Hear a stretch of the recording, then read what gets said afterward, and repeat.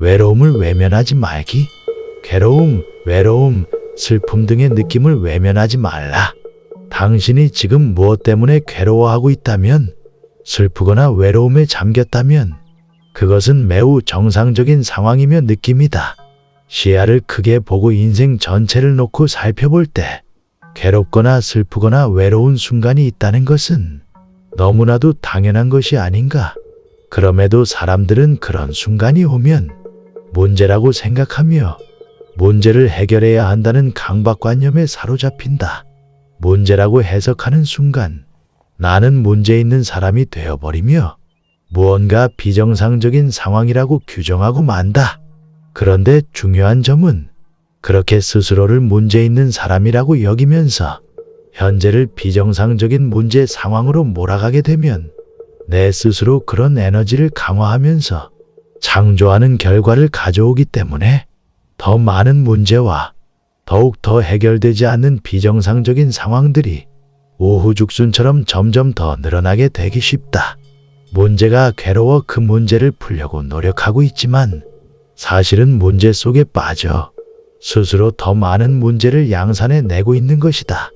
반대로 괴로운 일이 있을지라도 외롭거나 슬픈 일이 있을지라도 크고 넓은 시선으로 당연하게 받아들이게 되면 문제시하지 않으면서 자연스러운 상황으로 수용하게 되면 그것은 더 이상 문제가 되지 못한다.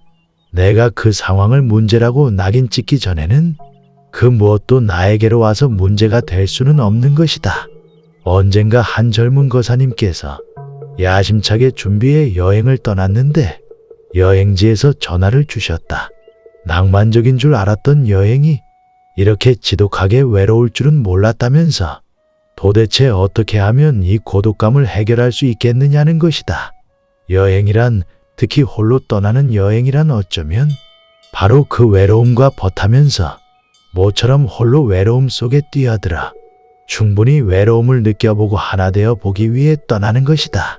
그 외로움과 홀로됨 속에 온전히 외로움을 수용한 채 받아들여 느끼다 보면 대자연과 우주, 자연의 모든 것들이 나와 일체감을 이루는 순간을 체험하곤 한다. 사실 그 외로움이야말로 여행의 묘미다. 홀로 떠나는 여행이 아름다울 수 있고 지혜로운 깨달음을 주는 이유다. 그런데 우리는 한 번도 경험하지 못했던 외로움 속에서 당황하고 곧장 그 외로움을 문제 상황으로 몰아간다. 비정상적이라고 여기는 것이다. 단순하게 그 외로움을 수용하고 받아들여 나에게 외로움이 왔다가 가도록 허용해 보는 것만으로도 그 외로움은 저절로 나를 성숙하게 하고 깨닫게 한다. 이토록 아름다운 외로움의 상황조차 비정상적인 감정이라고 우리 내면의 아상은 끊임없이 속삭이는 것이다. 거기에 속아서는 안 된다. 사실은 괴로우면 괴로운 대로, 조금 부족하면 부족한 대로, 아쉬우면 아쉬운 대로, 외로울 때는 외로운 대로, 지금 이 순간 당신의 상황이야말로 완전하고 완벽하며 당신을 위한 최선의 조건이다. 왜 그럴까? 단순히 그런 상황이 지금 이 순간 나에게 왔기 때문이다. 그런 상황이 지금 나에게 왔다는 그 사실이야말로 그것이 온전히 나에게 필요했으며 자연스러운 삶의 과정임을 밝혀주고 있다. 삶이란 언제나 진리의 나툼이기 때문이다. 제법 실상, 일체 모든 존재는 진실된 모습으로 존재한다는 것이 법화경과 모든 부처님 가르침의 핵심이 아닌가. 지금 나의 모습과 환경과 조건, 그 모든 것은 언제나 완벽히 정상적이며 아름답고도 자연스러운 순간이다. 내가 스스로 문제 상황이라거나 아직은 부족한 상황이라거나 무언가 비정상적인 상황이라고 몰아가지만 않는다면 몸이 아픈 한 신도님을 만나 뵈었는데 정말 열심히 수행하시면서도 수행하는데도 병이 낫지 않는다. 이 생이 가기 전에 빨리 수행을 끝내야 하는데 하며 결과를 바라는 수행을 이어가고 계셨다. 사실은 그 결과에 대한 기대를 완전히 놓아버리고 지금 이 순간, 몸이 아픈 지금 이 순간조차 아직 깨닫지 않은 중생적인 이 상황조차 그대로 아름다운 것이며 자연스럽고도 완벽한 것임을 받아들이는 순간 놀라운 수행의 공덕은 드러나기 시작한다. 참된 수행은 자기 자신의 완전성을 굳게 믿고 삶과 우주와 모든 타인 또한 온전한 존재임을 받아들이며 그렇기에 스스로를 완전히 대긍정으로 수용하고 사랑하며 또한 타인과 타인의 모든 행위에 대해서도 더 큰 관점에서 모두 이유가 있고 뜻이 있음을 받아들여 사랑해 줄 수 있을 때 시작된다고 볼 수 있다. 나와 타인에 대한 완전 긍정과 대수용의 정신, 따뜻한 사랑의 마음이야말로 자기 안에 격해이 쌓인 탁한 에너지들을 맑게 정화하여 텅 빈 공간을 마련해 줄 것이다. 그 텅 빈 공간과 맑은 정신으로 삶을 이어가고 수행을 이어가보라. 그런 마음이라면 수행의 진척을 바랄 것도 없이 바로 이 순간에 만족과 감사와 사랑과 수용으로 매 순간을 그저 아름답게 살아가게 될 것이다. 수행은 미래의 올 과보나 공덕, 깨달음을 목적으로 하지 않는다. 언제나 우리의 수행은 지금 이 순간 여기에서 존재하는 것으로 시작하고 끝난다. 지금 여기에서 더 풍성하게 존재하고 더 아름답게 살아가며 더 감사하고 만족하면서 삶을 느끼고 누리고 만끽하는 삶이야말로 깨어있는 수행자의 삶이 아닐까. 우리의 삶에 비정상적인 상황은 없다. 비정상적이라는 나의 해석이 있을 뿐 괴로운 상황은 없다. 괴롭다고 여기는 나의 생각이 있을 뿐. 죄와 벌의 두려움, 용서와 사랑의 깨달음, 무엇을 선택할 것인가? 지옥이 있다고 믿는 자는 죽어서 지옥에 간다. 지옥이 진짜로 있어서 가는 것이 아니라 내가 그렇게 믿었기 때문에 믿는 바대로 가는 것이다. 자신이 스스로 지옥을 만들어 내기 전까지 지옥은 없다. 지옥은 본래부터 있었던 것이 아니라 자기 스스로 만든 의식의 감옥일 뿐이기 때문이다. 아무리 잘못을 저질렀을지언정 우주는 신이나 부처는 오직 용서해 주고 그럼에도 불구하고 사랑과 자비로 품어주며 분별 없이 지켜볼 뿐 지옥을 만들고 거기에 쳐넣지는 않는다.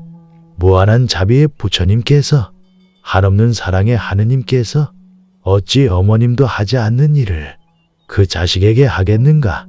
스스로 죄의식에 사로잡혀 스스로 만들고 스스로 들어갈 뿐이지 죄의 과보를 반드시 기계론적으로 나쁘게 받아야만 하는 것은 아니다. 업보는 그런 것이 아니다. 업보의 보는 다르게 익어간다는 뜻이다.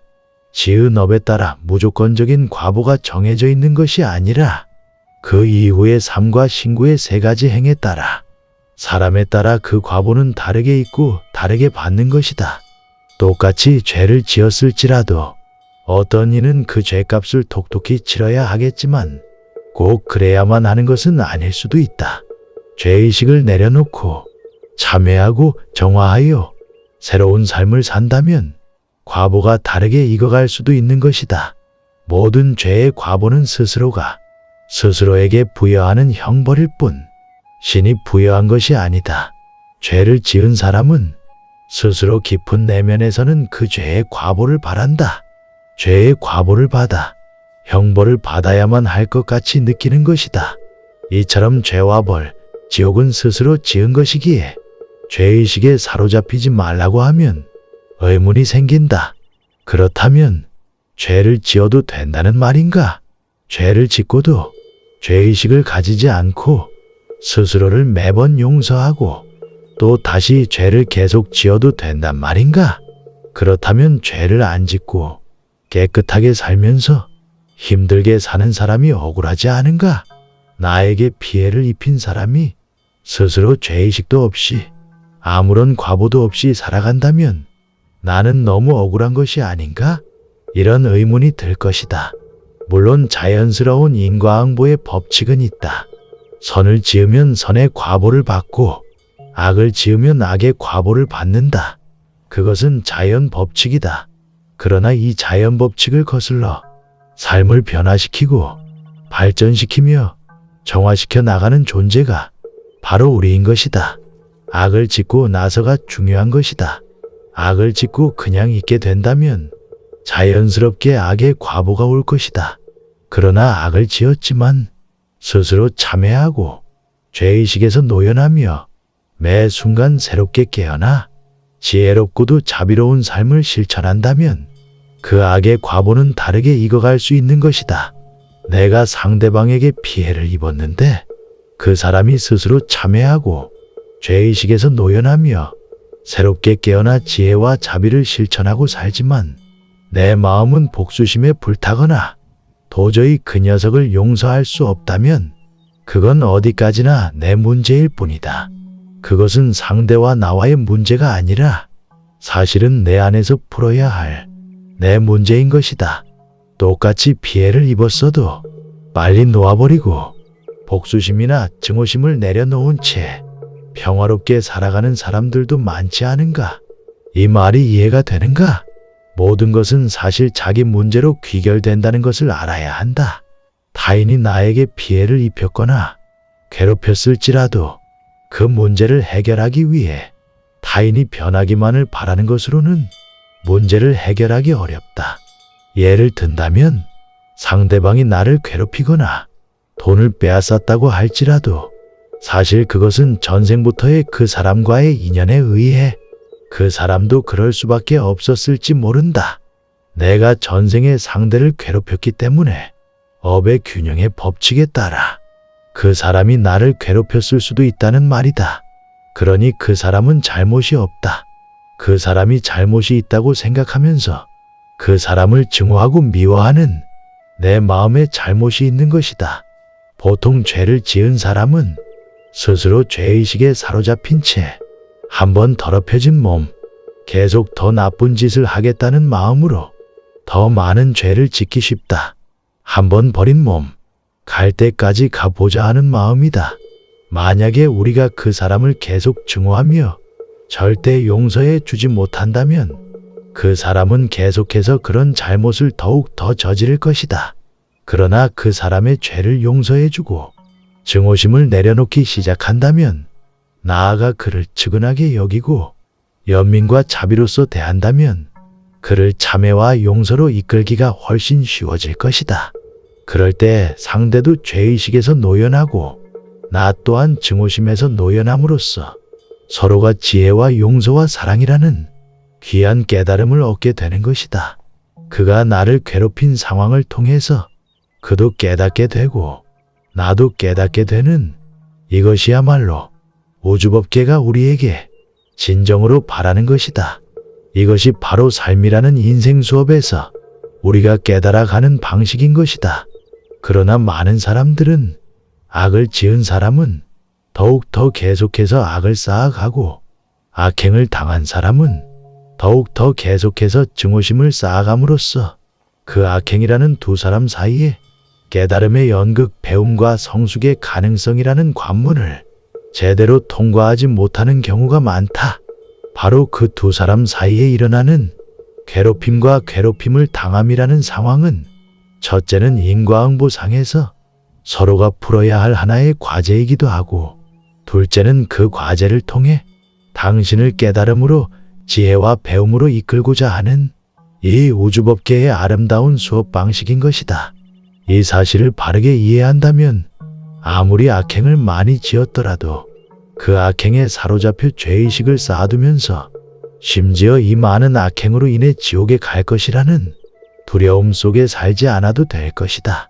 스스로 악행, 지옥, 두려움이라는 부정적인 속박을 만들어 놓고 신은 나를 미워할 것이고 지옥에 빠뜨릴 것이며 부처님은 인과응보로 나에게 악한 과보를 내릴 것이라는 말도 안 되는 상상력으로서 자신을 괴롭히는 짓을 이제는 그만둘 때가 되었다.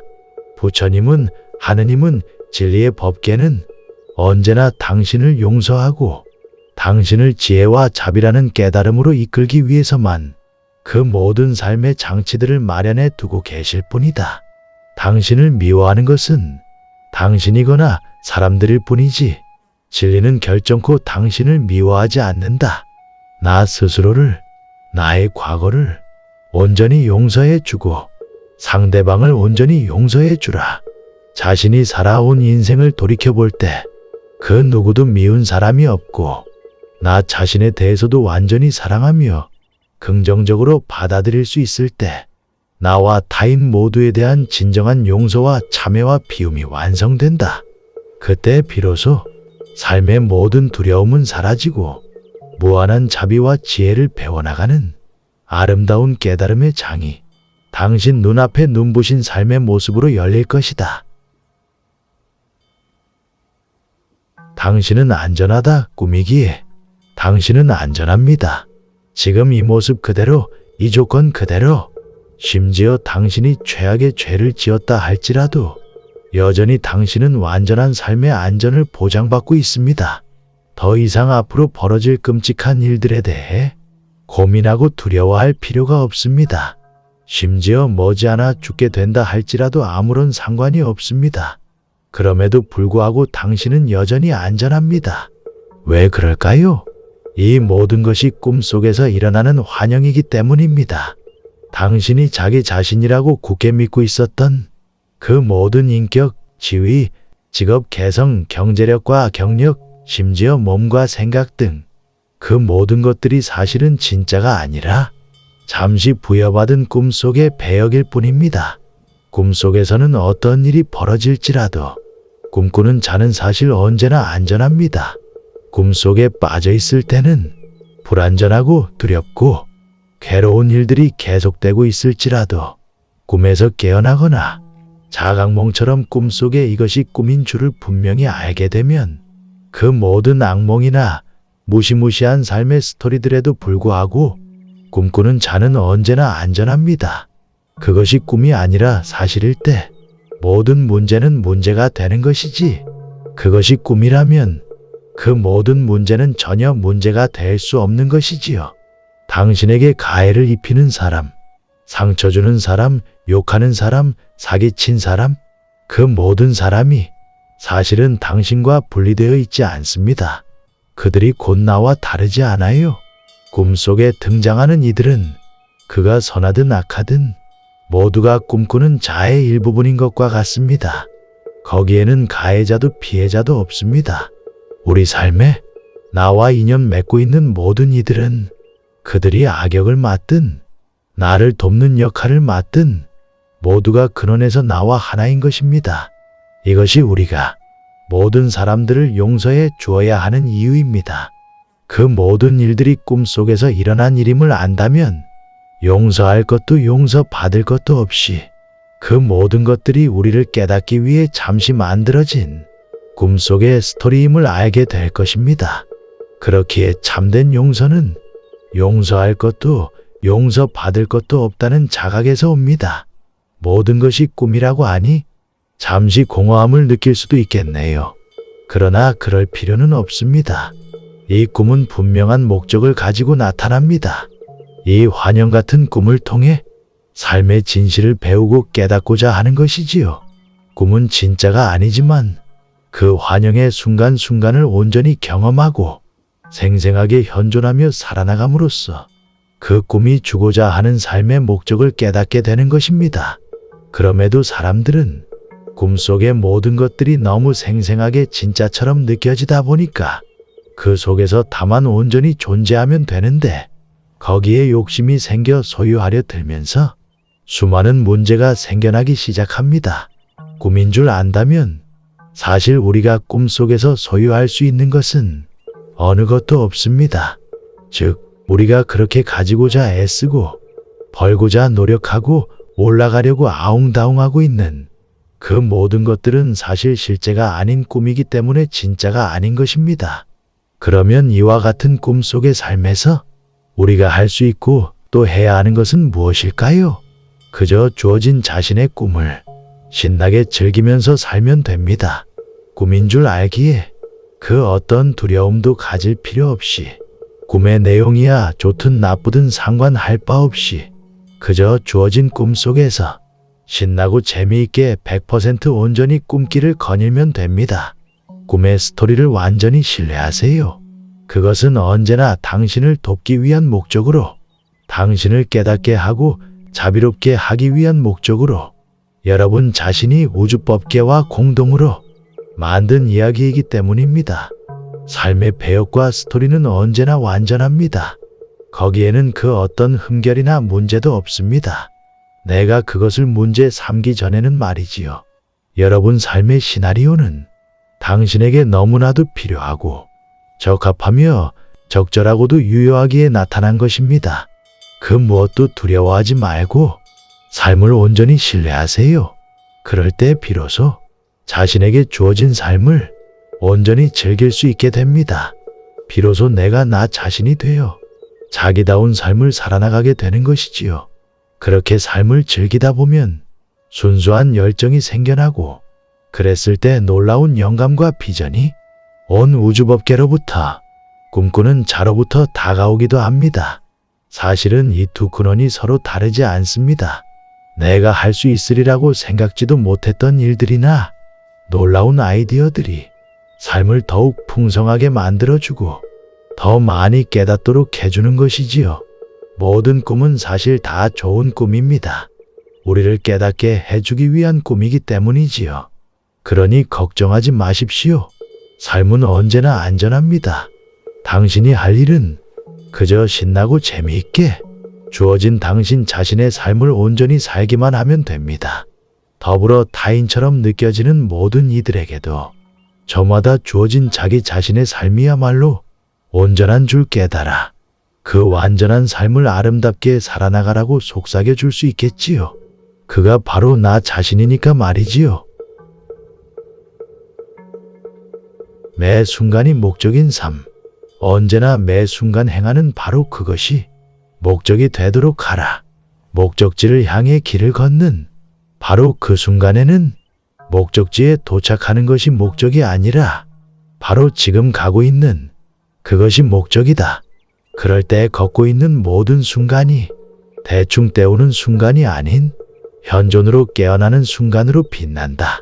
일상에 무의미하게 보내던 모든 순간이 이 수행을 통해 눈부시게 빛나는 거룩한 순간으로 바뀔 수 있다. 우리 삶의 이런 목적을 위해 버려지는 무의미하게 흘러가는 시간이 얼마나 많은지 안다면 경악을 금치 못할 것이다. 대부분의 삶이 거기에 속하니까 학생들은 대학 진학을 목표로 달려가면서 이 지긋지긋한 시간이 빨리 끝나길 바라고 있지만 나이 든 사람들 대부분이 그토록 아름다워하며 가슴 뛰는 시기로 곧다운 18 학창시절을 떠올린다는 사실은 아이러니하지 않은가? 졸업이나 대학 진학이 목적이 아니라 매 순간의 현실이 그것 자체로서 목적이 될 때 당신의 현실은 비로소 진학의 꽃을 피우며 삶은 더 큰 힘과 지혜를 부여받게 될 것이다. 미래에 대한 생각들, 이를테면 시험을 못 보면 어쩌지? 원하는 대학을 못 가면 어쩌지? 재수를 하게 된다면 얼마나 힘들까? 주변 사람들에게 어떻게 말하지? 부모님도 많이 실망하실 거야. 친구들은 미팅이다, 축제다 해서 낭만을 즐기고 있을 때 난 어두운 학원 구석자리에 앉아 어려운 수학 문제나 풀고 있어야 한다고. 아, 싫어 최악이야. 휴, 결과만이 목적이 될 때 우리 머릿속은 이런 말도 안 되는 온갖 쓸데없는 이야기를 만들어내느라 과도하게 에너지를 낭비하고 만다. 그런 복잡다단한 생각들로 소모된 정신은 더욱 집중력을 잃게 되고 성적은 더욱 나빠질 수밖에 없다. 그런 무의미한 생각들로 힘을 빼지 않으면서 정말 필요한 곳에 집중할 수 있다면 당신의 현존은 더욱 강력해질 것이다. 그냥 단순하게 고교 학창시절을 있는 그대로 받아들임으로써 매 순간 자체를 목적으로 여길 수도 있다. 지금 여기 이 자리가 목적일 때, 그럼으로써 현재를 받아들여 허용하게 될 때 머릿속은 훨씬 가벼워지고 그 텅 빈 공간은 무한 가능성과 에너지로 넘쳐난다. 지금 이 순간이 목적이라면 그 최종 목적에 주의를 기울여 전념을 다하게 되고 그때의 생각은 힘을 잃고 마는 것이다. 주말이나 휴가 때 놀러가기 위해 한 주나 한 달을 빨리 지나갔으면 하고 마치 불필요한 시간인 것처럼 보내고 있지는 않았는가? 다음의 순간, 어떤 목적의 순간을 기다린다는 것은 지금 이 순간을 약화시키고 삶의 에너지를 정체시키고 만다. 성공의 순간, 진급의 순간, 합격의 순간을 과도하게 바랄수록 우리에게 주어진 가장 강력한 현재라는 순간은 그 힘을 잃고 마는 것이다. 모든 힘의 원천인 현재가 힘을 잃게 되면 당신이 바라는 그 어떤 미래의 목적을 이룰 힘도 함께 사라지고 마는 것이다. 그러나 매 순간의 현재를, 그것이 아무리 하찮고 무의미하게 느껴질지라도 그 현재가 마치 내 인생의 가장 중요한 순간인 것처럼 지금이라는 가장 중요한 목적과 함께 존재해보라. 지금 이 순간이 어떻게 내 생의 가장 중요한 목적일 수 있겠어? 라는 의심이 드는가? 아침에 아이들 학교 보내고 남편 회사 보내고 매일 반복되는 이 지겹고 평범한 집안 청소의 시간이 내 생의 가장 중요한 순간이라고. 빨리 청소를 끝내고 깨끗해진 집을 흐뭇하게 바라보며 편안히 앉아 차 한 잔 마시는 것을 목적으로 하지 말고 그저 청소기를 돌리는 그 순간 자체를 목적으로 하라고. 그렇다. 바로 그것이다. 언제나 매 순간의 현재만이 당신 삶의 완전한 목적일 수 있다. 아니, 어찌 현재 말고 다른 그 무엇이 목적일 수 있겠는가? 바로 그 무의미하던 현재에 귀하고도 장엄한 의미를 부여해보라. 당신 삶의 목적을 이루기 위한 과정이나 수단이라는 단어를 지워버려라. 그 모든 과정 자체를 목적으로 삼을 때 비로소 당신은 진정한 힘을 지닌다. 매 순간이라는 그것 자체로 힘을 지닌 현재에 목적을 부여해보라. 그리고 거기에 주의를 기울여 전념해보라. 그때 일상적이고 진부한 현재가 눈부신 순간으로 깨어나기 시작할 것이다. 스님의 법문을 듣고 좋았던 내용이나 글귀가 있다면 댓글로 달아주세요. 스님의 지혜를 더 가까이 느낄 수 있을 겁니다. 자신의 통찰을 넓히는데 반드시 도움이 될 겁니다. 감사합니다.